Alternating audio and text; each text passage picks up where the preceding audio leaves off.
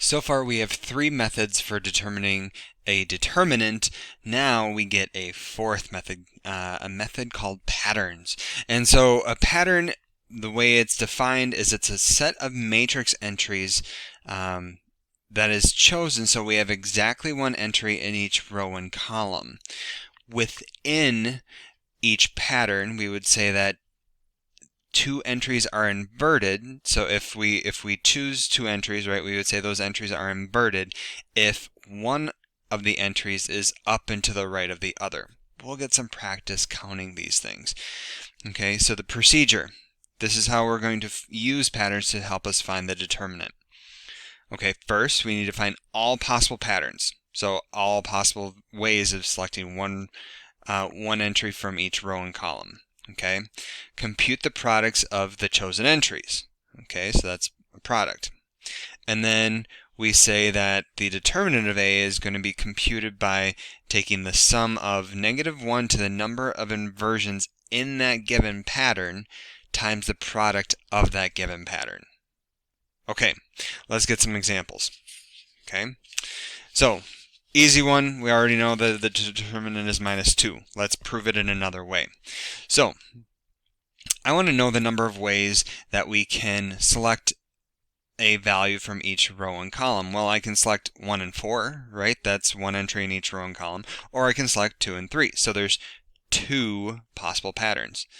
Okay, so let's just write those out. It does help to write them out so you can see this. So this is going to be product or pattern 1, and then in pattern 2, okay, we're going to have 1, 2, okay, and I'm just going to highlight these. So I'm going to select 1, I'm going to select 4 in the first pattern, and I'm going to select 2 and 3 in the second pattern. Okay, now the product, so the product is just going to be 4, right? Multiply them. And the product here is 6, okay? And then I haven't counted inversions yet. So this one, inversions, so I'm going to say number of inversions, and here I have number of inversions. Now, the inversions is is there a entry that I've chosen that is up and to the right? So in comparison to 1, is there an entry that is up and to the right? No. 4 is down and to the left. 4, there's nothing up and to the right of 4, so there's 0 inversions here. Okay, when I go to P2, looking at 3, are there any members that are up and to the right? Yes, there is 1. Okay, so far I'm at 1 inversion. Okay. For 2, is there anything that is up and to the right that I've chosen? Nope, so there's just 1 inversion here. So, to compute the overall determinant, I want a different color, I want red.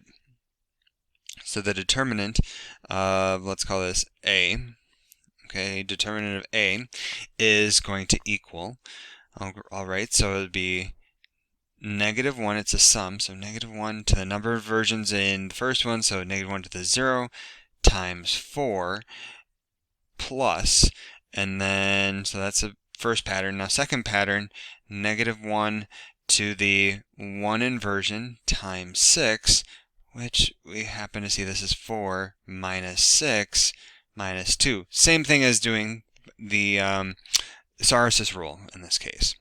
Okay, so that works out quite nicely.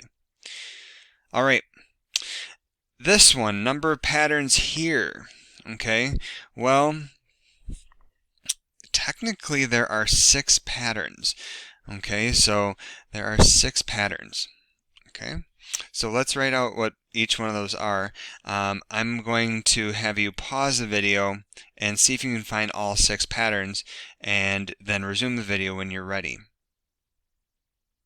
I paused the video and I found all the possible patterns that I could have.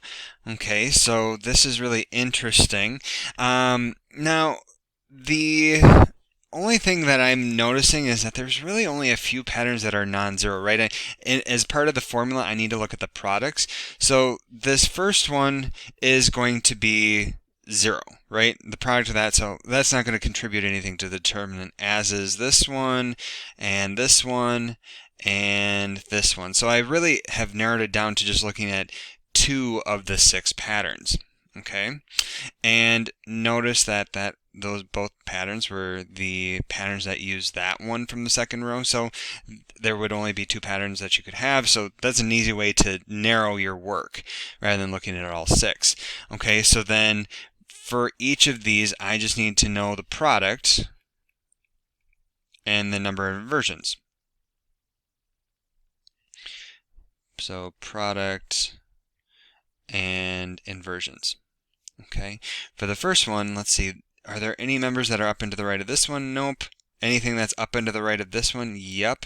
So there's 1 inversion and the product is 1. This one, the product is 2, and then now this one's very interesting in counting the inversions. There are 2 members that are up and to the right of the 1, nothing that is up and to the right of 2, and then nothing that is up and to the right of the last one. So the inversions here is 2. So the overall determinant